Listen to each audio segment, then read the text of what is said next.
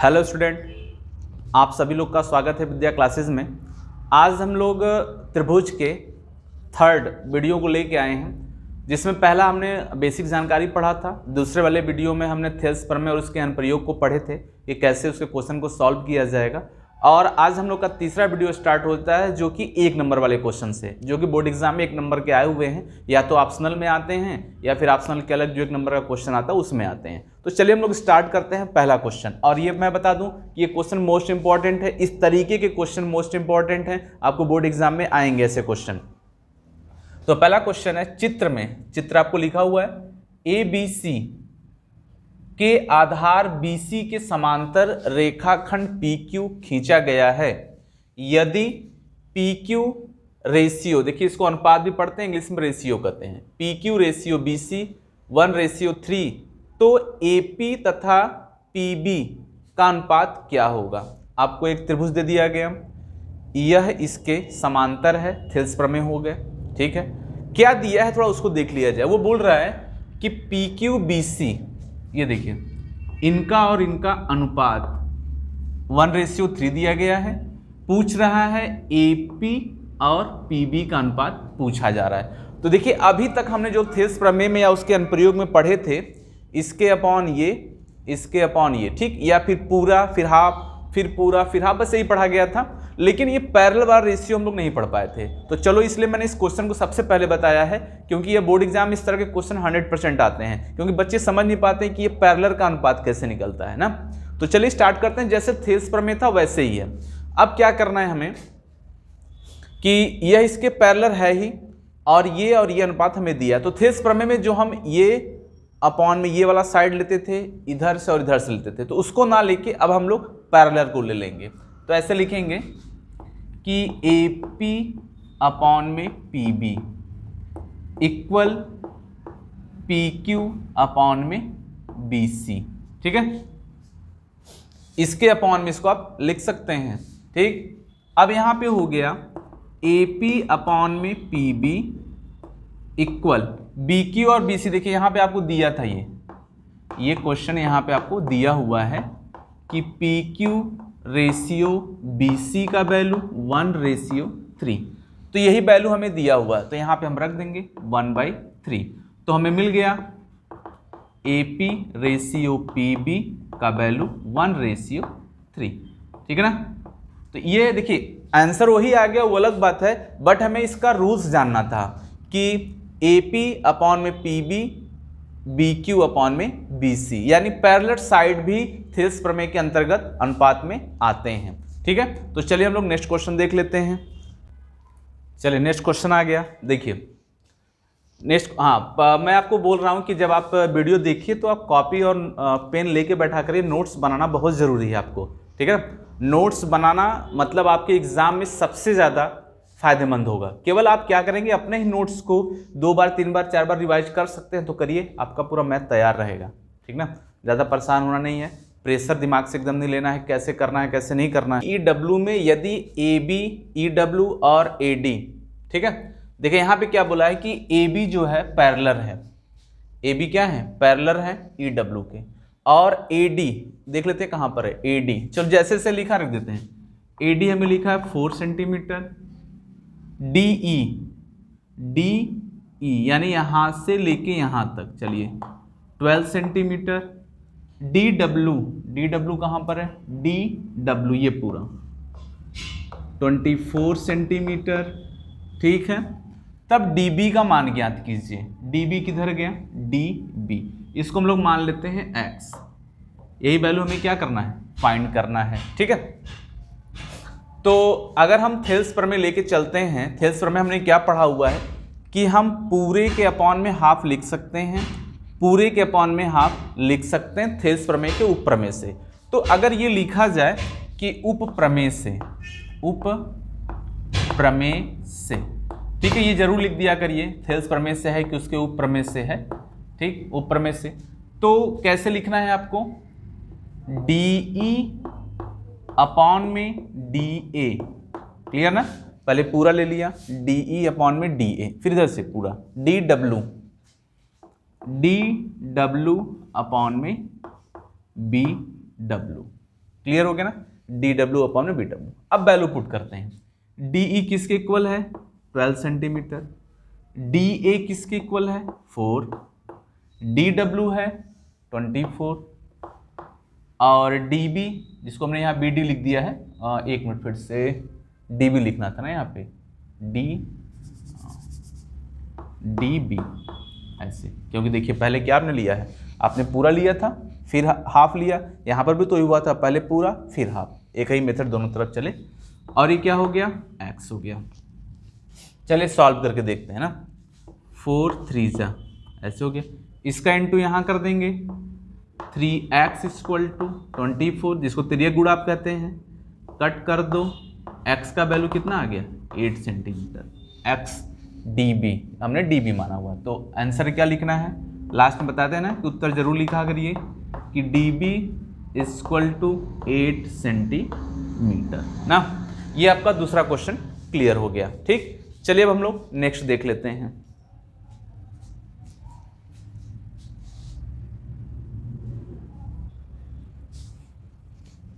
चलिए अगला क्वेश्चन देख लेते हैं। देखिए यह भी बोर्ड एग्जाम के इम्पॉर्टेंट क्वेश्चन है और एक दो बार आए भी हैं तो एक ही नंबर का, लेकिन कभी कभी 2 नंबर में भी आया हुआ है, मैं देख रहा था इसको, 1 नंबर और 2 नंबर दोनों में आए हैं।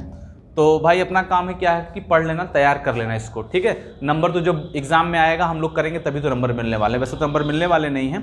तो आप नंबर पे फोकस करते रहिए, कम टाइम में कितना अच्छा तैयार हो जाए। तो उसके लिए हमने क्या किया, आपको ज़्यादा वीडियो नहीं, कम टाइम के 3-4 5 वीडियो लेके आए हैं ताकि आप उसको नोट्स बना लें तो भी आपका काम होता रहे, ठीक ना। तो चलिए हम लोग अगला क्वेश्चन लेके आते हैं। क्या लिखा हुआ है, देखिए त्रिभुज आपको ABC दी गई है, ABC ये त्रिभुज दी गई है और ये बताया गया है कि DE जो है वो पैरेलल है BC के। DE किसके पैरेलल है, BC के। तो अब उसके बाद आपको भुजाओं दी हैं, AD 4x-3, DB 3x-1, AE 8x-7, EC 5x-3, ये वैल्यू आपको दिया हुआ है और इसमें आपको क्या बताना है, x का मान। देखिए क्लास में लिखा है ना, तो x का मान ज्ञात कीजिए। चलो x का मान ज्ञात करते हैं।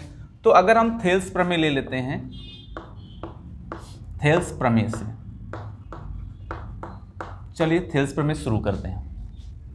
AD अपॉन में DB, देखिए हमने कहा था थेल्स प्रमेय आप अच्छे से याद कर लें तो आपका काम हो जाएगा, ठीक है। थेल्स प्रमेय अगर आपने अच्छे से पढ़ लिया है तो फिर इस तरह के क्वेश्चन को केवल प्रैक्टिस करना है, ये तो नहीं कि फार्मूला याद करना है। बस एक ही प्रमेय है थेल्स प्रमेय, कैसे हाफ और हाफ ऐसे ले लो, हाफ और हाफ ऐसे ले लो, या फिर पूरा हाफ ले लो, पूरा हाफ ले लो, 2 तरीके से इसको लिखा जाता है। बस वही आपको याद करना है। अब ये नहीं कि बहुत ज़्यादा फार्मूला रटना है, कुछ नहीं, और ये नहीं कि मतलब फिगर देख के नहीं डर जाना है कि क्वेश्चन बहुत ही कठिन होगा कैसे सॉल्व करना है, कुछ नहीं। थेल्स प्रमेय को धीरे धीरे रखते रहिए, आप कैलकुलेशन आपका स्ट्रांग रहेगा, नहीं है तो मजबूत करिए, फिर धीरे धीरे क्वेश्चन सॉल्व कर सकते हैं आप, ठीक ना। AD का वैल्यू क्या है 4x-3, DB का वैल्यू क्या है 3x-1, AE क्या है 8x-7, EC क्या है 5x-3। ये देखिए पूरा वैल्यू रख लिया। अब इसके बाद भाई अब कैलकुलेशन तो आपको आना ही चाहिए, ठीक, कि अब क्या करना है, इसका क्रॉस इंटू करना पड़ेगा यहाँ पे कि 4x-3, यहाँ पे हो गया 5x-3, इसका भी आप क्रॉस इंटू करना पड़ेगा, 8x-7 और 3x-1 ऐसे। अब इंटू करिए, एक इंटू करते हैं, कितना हो जाएगा 20x² -12x -15x और माइनस प्लस 3 3 जा 9, ठीक है। इंटू करिए, 4 5 20 हो गया, 4 3 12 हो गया, 3 5 15 हो गया और 3 3 9, ठीक है। इधर आते हैं, 8 3 24x² -8x, 7 3 21 और प्लस 6, ठीक है। ये पूरा वैल्यू हमने रख लिया। एक बार चलिए दिख रहा है यहाँ तक तो सही है। अब हमें क्या करना होगा कि सबको एक तरफ लेके आते हैं, ठीक है। चाहे इस वैल्यू को उधर लेके जाओ, चाहे उसको इधर लेके आओ। अब एक एक करके शुरू करते हैं। तो चल रहे हैं और डायरेक्ट हम कैलकुलेशन भी कर सकते हैं। देखो कैसे, जैसे यहाँ 20x² है, ये 24 है, ये एक लाइन और, चलिए 6 लाइन और कर लेते हैं। 20x² माइनस, इन दोनों को ऐड कर दो, 5 2 7 हो गया, 1 और 1 2, 27x प्लस 9 इधर हो गया, 24x², इसमें जोड़ दिया 29x प्लस में 7 और छोटा हो गया ना। अब एक तरफ उठा के लेके आते हैं और माइनस करते हैं। देखो जैसे 20x² है और ये 24x² है, जब ये इधर आएगा तो माइनस में आएगा, तो 20 में से 24 माइनस करना है, तो -4x², ये हो गया। अब आ गया ये, यहाँ -27 है, यह -29 है, उधर से उठ के आएगा तो यहाँ आके तो प्लस हो जाएगा, 29 में से 27 माइनस कर देना तो +2x। चलिए ये भी सही हो गया आपका। अब उधर से 7 लेके आते हैं, ये प्लस है, इधर आके क्या हो जाएगा माइनस, तो 9 में से 7 कर दिया तो +2 इक्वल में 0। ठीक है, अगर हम -2 कॉमन कर लेते हैं तो यहाँ से तो माइनस हट जाएगा, यहाँ बचेगा 2x², यहाँ बचेगा x और यहाँ पे 1 और इक्वल में 0। -2 से 2 कर देंगे, उधर भी वैल्यू क्या हो जाएगी 0। अब हमारे पास क्या बच गया 2x² plus x plus 1 equal 0। अब इसका फैक्टर करना, देखिए 2 का इंटू 1 में कर देंगे, 2 1 2, ठीक है, 2 वहाँ पे लिखा हुआ है। दो संख्या बताओ गुणा करने पे 2 आ जाए और जोड़ने घटाने पे 1 आ जाए। अब यहाँ पे ध्यान देना पड़ेगा कि अगर हमने माइनस कॉमन लिया, एक चीज़ देखिए यहाँ गड़बड़ हो गई, अगर हमने माइनस कॉमन लिया है तो यह तो प्लस हो गया, लेकिन ये क्या बनेंगे माइनस बनेंगे, और ये भी क्या बनेंगे माइनस बनेंगे। ठीक है, यहाँ गड़बड़ी हो गई, नहीं तो अभी आंसर नहीं हो पाता हम लोग का। ठीक है, चलिए तो 2 का इंटू 1 में कर दिया, 2 1 2 हो गया। तो दो संख्या लेते हैं, 2 1 कम 2 और 2 में से 1 घटा दिया तो 1 भी बचता है, तो यानी इसका फैक्टर मिल गया हमको 2x² minus 2x plus x minus 1 equal 0। यहाँ से कॉमन कर लिया 2x, x माइनस 1 हो गया, यहाँ से कोई कॉमन नहीं तो 1, x माइनस 1 इक्वल 0। फिर आगे आते हैं, यहाँ पे ये देखिए वैल्यू दोनों में दिख रहा है, तो x माइनस 1 एक साइड में, x प्लस 1/2, अरे सॉरी यहाँ पे 2x है, 2x प्लस 1 इक्वल 0 लिख लिया। अब अलग कर देंगे तो x का वैल्यू 1 और x का वैल्यू -1/2 होगा। तो हमें तो मेजरमेंट जो नाप होता है वो माइनस में नहीं होता, किसी को नापा जाता तो माइनस में नहीं नापा जाता, उसको प्लस में ही नापा जाता है। तो फाइनली हम लोग का आंसर x का वैल्यू क्या आएगा 1 आएगा। ठीक है, -1/2 नहीं होगा, क्यों? क्योंकि किसी की माप माइनस नहीं होती ना। तो ये देखिए आपका वैल्यू पूरा निकल चुका है। क्या करना था, थेल्स प्रमेय से वैल्यू रखना था, त्रियक गुणा करना था, फिर उसके बाद आप ये कैलकुलेशन बहुत पहले से कर रहे हैं, फिर प्लस माइनस करके थोड़ा एडजस्ट करिएगा, आपके वैल्यू मिल जाएंगे आपको। ठीक ना, तो ये भी 1 नंबर में या 2 नंबर में फिक्स है, थोड़ा तो लिख लीजिए आप लोग। क्वेश्चन आ गया, ये दो देखिए आपको त्रिभुज के माप दिए हुए हैं, ठीक, और आपसे पूछ रहा है EF पैरेलल QR। ठीक, तो सबसे पहले अगर हमें ये पता करना होगा तो हमारे पास एक त्रिभुज होना चाहिए, उस त्रिभुज का नाम रहेगा त्रिभुज PQR में। ऐसे क्वेश्चन था त्रिभुज PQR में। तो पहले अगर हम लोग त्रिभुज बना लेते हैं, फिर समझाते हैं आपको क्वेश्चन। ये P हो गया, ये Q और ये R। ठीक है, PQR हो गया। अब इस त्रिभुज की जो दो भुजाएं हैं PQ और PR, उन पर क्रमशः आपको लेना पड़ेगा एक E और एक F। एक हमने E ले लिया और एक क्या ले लिया, F ले लिया। ये पूरा क्वेश्चन में आपको बताया जाएगा, हमने क्वेश्चन छोटे में लिखा हुआ है। ठीक है, प्रूफ क्या पूछ रहा है कि EF पैरेलल QR है, हमें बताना है कि यह इसके पैरेलल है। तो बताइए अगर हमें इस भुजा को इस भुजा के पैरेलल दिखाना है तो क्या बताना चाहिए? तो आप ये बता सकते हैं कि थेल्स प्रमेय से इसके अपॉन ये और ये अपॉन में ये, अगर दोनों साइड इक्वल हो गए तब तो वह क्या है, पैरेलल है। अगर अनइक्वल हो गए मतलब बराबर नहीं हुए तो वह पैरेलल नहीं है। तो हम लोग चेक करते हैं पहले क्वेश्चन को। पहले क्वेश्चन में क्या लिखा है कि PE आपको बोला है 3.9 सेंटीमीटर, ठीक है, EQ बोला है 3 सेंटीमीटर, PF बोला है 3.6 सेंटीमीटर, FR बोला है 2.4 सेंटीमीटर। ये देखिए वैल्यू देना है। अब आपको इन्हीं नंबर की मदद से आपको बताना है ये इसके पैरेलल है कि नहीं। ठीक है, तो आते हैं हम लोग बाय थेल्स थ्योरम, थेल्स प्रमेय से आते हैं। ठीक है, तो थेल्स प्रमेय क्या है कि PE अपॉन में EQ इक्वल PF अपॉन में FR। ठीक ना। अब देखिए, अगर हमें देखिए इस त्रिभुज PQR में अगर हमें प्रूफ करना है कि EF पैरेलल QR है, तो थेल्स प्रमेय के अनुपात को आप दिखाइए। इस प्रमेय के आधार पे हम दो तरीके से आपको बताते हैं कि हम कैसे दिखा सकते हैं कि EF पैरेलल QR है। तो पहला तरीका तो ये है कि इनका हम वैल्यू रख दें 3.9 अपॉन में 3 सेंटीमीटर, 3.6 अपॉन में 2.4 सेंटीमीटर। एक बार देख लिया जाए, वैल्यू सही रखा हुआ हम लोग का है। ठीक है, 3.9 यहाँ पर है, 3 हो गया, 3.6 हो गया, 2.4। ठीक है, अब वैल्यू यहाँ रख देते हैं। अब कट करते हैं तो 3 बन जा 3, 1.3, यहाँ पे तो 1.3 आ गया। ठीक है, इसका 1.3 आ गया। अब इसको भी कट करके देखते हैं कितना आता है। अगर मान लीजिए हम इसको 2 से कट कर देते हैं तो 1.8 हो जाएगा, 2 से इसको कट कर दिया 1.2 हो गया, फिर 6 से काट देते हैं, 6 त्रिक 18 यहाँ पे और 6 दूना 12, 0.2। तो 0.3 अपॉन में 0.2 मान लेते हैं, पॉइंट कट जाएगा, सेम पोजीशन पे हो जाएगा। और अगर यहाँ पे लिख दिया 1.3 और 2 से भाग कर दिया तो आ जाएगा 1.5, जो कि इक्वल नहीं आया। अगर ये इक्वल नहीं होगा यहाँ पे तो आप कह सकते हैं कि EF जो है QR के पैरेलल नहीं है। तो आप लिख सकते हैं अतः जो है आपका EF जो है समांतर नहीं है, समांतर नहीं है किसके? QR के।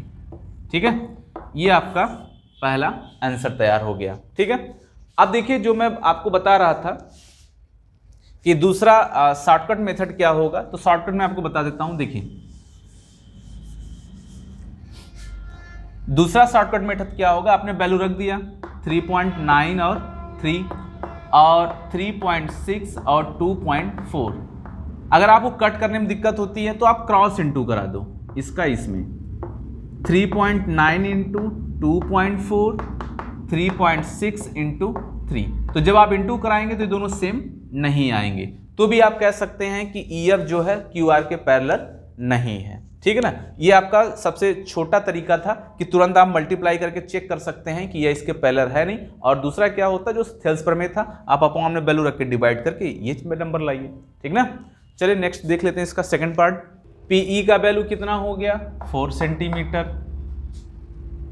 QE का वैल्यू कितना हो गया 4.5 सेंटीमीटर, PF कितना हो गया 8 सेंटीमीटर, RF कितना हो गया 9 सेंटीमीटर।